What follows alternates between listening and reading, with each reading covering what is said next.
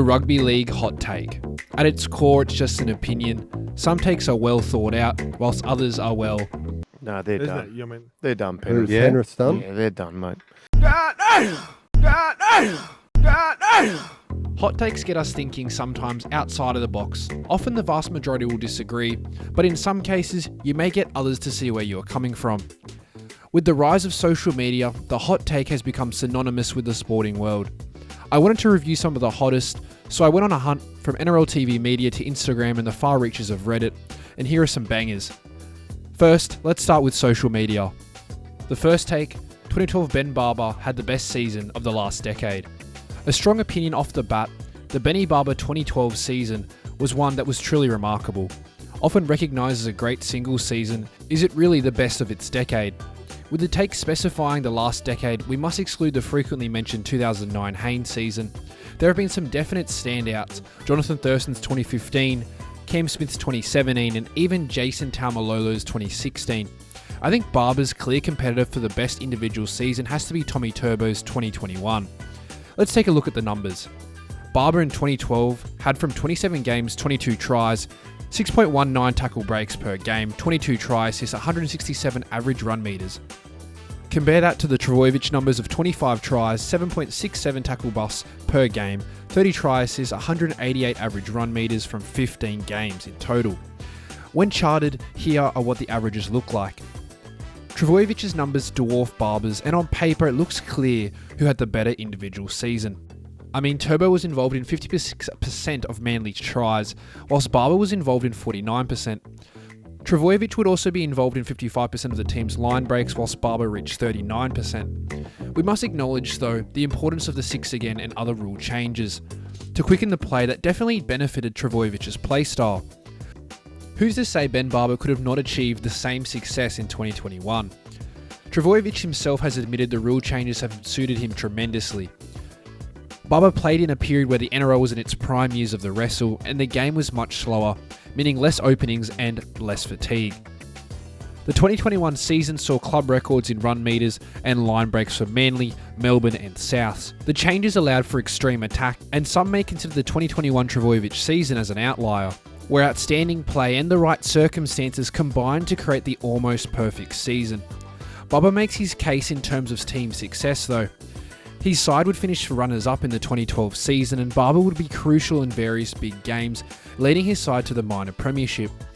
He turned up consistently when it mattered most, which some may say Trbojevic was incapable of doing in 2021, with Manly winning 0 games against the top 4 teams. Barber's side saw more team success, but he did do it with more help. Trbojevic's numbers, even if a bit inflated from the rule changes, were still remarkable. He could only play what was in front of him, and for me had the best individual season of the last decade. Overall though, not a bad take at all. How about this one? Ethan Lowe's Origin debut was one of, if not the best ever. A bold and unique take for sure. Lowe, who originally was the 18th man and not projected to play in Game 3 of the 2019 series, shone. A late injury meant he received the call-up. The starting second rower would play the 80 and would run 90 run meters off 14 runs, 33 post-contact meters and 52 total tackles, an inspirational defensive effort. He'd be thrown onto kicking duties as well, days before the game, kicking a perfect 4 for 4. His most memorable moment would have to be his charge down with under 5 minutes remaining that would change the game. It allowed the Maroons the opportunity to tie the game at 20 before eventually falling to that Tedesco game winner. An excellent debut for Lowe, but is it the greatest ever? Well, we would have to look at some of the other great ones. How about Brett Hodgson's debut, where he ran 390 metres, had 14 tackle busts, 6 line breaks, a try and a try assist? Or Cameron Munster's Game 3 series winning performance that included 148 run meters, 6 tackle breaks, a line break and 2 try assists, in a game where he shone amongst his immortal teammates. Greg Inglis, Les Davidson, Adam Mogg all had standout debuts that I feel surpassed Lowe's, but that is with no discredit to Ethan Lowe's debut. It for sure ranks in the top 10, and even though the hot take isn't right, it for sure isn't a bad one. If you're enjoying this video so far, subscribe now. This is an order. 93% of my viewers are not subscribed, so what are you doing? Press that button. So for the third take, time should stop every time the ball goes out. Not a bad idea, right? With the time stopped, there would be more footy played. less incentive for kickers to find the touchline, meaning the ball would be in play more, possibly leading to more action. You can see where this user is coming from. Unfortunately, the rule changes will remove the aspect of game management, as we footy fans often recognise the class of halves in the way that they can carry their sides to victory by managing the game. By finding the corners and running down the clock, this has just been part of the game forever, and at this point removing it would remove another strategic aspect of the sport. It also slowed down the sport, which is already plagued with constant stoppages from captain challenges to HIA and the bunker. Not a bad take again, but not really necessary. Our fourth take for the video, local juniors should not be counted on the salary cap. This one for me is a great idea, a way to incentivise the retainment of local juniors by not counting their salaries towards the salary cap. This would have to be done within reason and with some restrictions, possibly a percentage of the contract not counted or a maximum of like 200,000 or something along those lines. Otherwise, teams would be able to exploit this in other ways. There actually already is an allowance built in the salary cap for players developed by the club, with the amount totaling at 118,000. This is very minuscule when you're talking about the entirety of the $9.1 million salary cap. It makes little difference. The adjustment in the salary cap to benefit keeping local juniors would allow those clubs to fend off other sides from poaching their players and allow for more one-club players. A very good take. Now let's transition into some takes from TV personalities. And who's better than everyone's favourite TV personality, Paul Kent?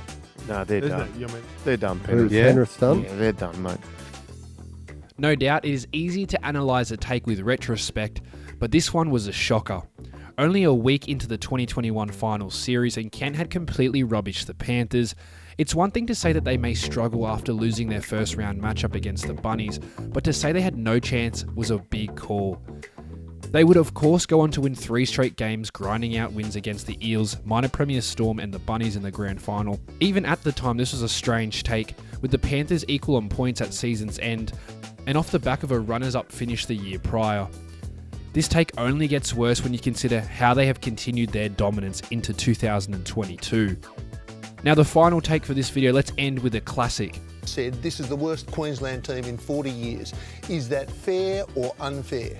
Fair players, but I think as a team, as I said, when it comes down to ability, I don't think they've got anywhere near the ability the Blues do.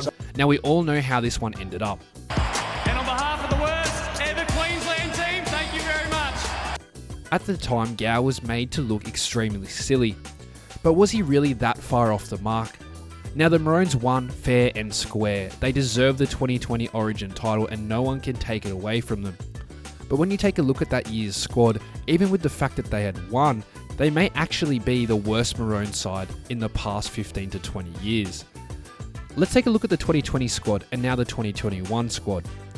Notice there are a lot of changes. Corey Allen, Jake Friend, Cohen Hess, Heimel Hunt, Josh Kerr, Branko Lee, Edric Lee, Dunamis Louis, and Philip Sami were all selected in the 2020 squad and would not make either the Origin squad or an Origin appearance again. Jaden Su'A and AJ Brimson would make a total of 3 the following year. Basically a total of 11 changes for the Maroons between a year of action, and remember, this was coming off a series win. Compare that from the 2021 and 2022 Origin series where Queensland had lost in 2021, and there were only a total of 4 changes, just 4. It's clear that even the Queensland selectors did not rate that 2020 side, even though they were winners. I mean, the likes of Heimel Hunt, Josh Kerr, Branko Lee, Corey Allen and Dunamis Louis would play a total of 23 games in 2022, between them regularly featuring in reserve grade. In hindsight, Gow's prediction may have not been that outlandish, but the fact that Queensland pulled off what can be only described as a miracle and embarrassing for New South Wales. Overall, seriously not a bad take at the time, just another fat L for Gallen to take on the chin though. Now I want to see some of your hottest takes, whether it's for the upcoming season, a hot take from the past, or something silly like how many criminal convictions we are going to see this off-season. Put them all down below, and depending on how well this video goes, I'll make a part 2 using the best ones. If you enjoyed this one, like the video. If you want more Aussie sporting content, subscribe. Until next time, thank you guys for watching.